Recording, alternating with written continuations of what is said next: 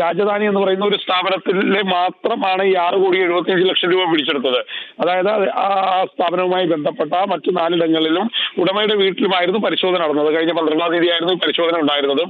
അന്ന് ഈ പരിശോധന നടത്തിയ ഉദ്യോഗസ്ഥർ ഈ 6,75,00,000 രൂപ പിടിച്ചെടുത്തപ്പോൾ സാധാരണ 5 കോടിയിലധികം രൂപ പിടിച്ചെടുത്താൽ ഇതിന്റെ ഉടമയെ അറസ്റ്റ് ചെയ്യണം എന്നുള്ളതാണ്. പക്ഷേ ഉടമയെ അറസ്റ്റ് ചെയ്യാൻ അന്ന് ഇവർ ഇന്റലിജൻസ് വിഭാഗം തയ്യാറായില്ല, സെയിൽസ് ടാക്സ് അടക്കമുള്ള വിഭാഗങ്ങൾ തയ്യാറായില്ല എന്നുള്ളതാണ്.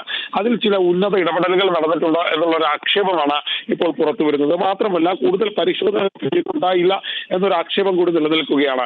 എന്തായാലും ഇങ്ങനെ ഒരു സാഹചര്യം ഉള്ള സമയത്ത് എന്താണ് ഈ കേസിൽ സംഭവിച്ചത് എന്നുള്ളതാണ് ഇപ്പോൾ പരിശോധിച്ചുകൊണ്ടിരിക്കുന്നത്. ഉടമ ഏത് ഘട്ടത്തിലാണ് ഉടമയെ അറസ്റ്റ് ചെയ്യാതെ ഉടമയെ വിട്ടു നൽകിയത് അല്ലെങ്കിൽ ഉടമയെ വിട്ടത് എന്നുള്ള ഒരു പരിശോധന ഇപ്പോൾ നടന്നുകൊണ്ടിരിക്കുകയാണ്. അതിനെതിരെ കൂടുതൽ പരാതികളുമായി പരാതിക്കാർ രംഗത്ത് വരികയും ചെയ്യുന്നുണ്ട്.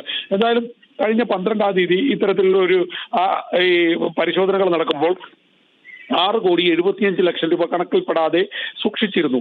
ഈ പണമെല്ലാം സ്റ്റേറ്റ് GST ആൻഡ് ഇന്റലിജൻസ് വിഭാഗത്തിന് പിടികൂടാൻ കഴിയുകയും ചെയ്തിട്ടുണ്ട്.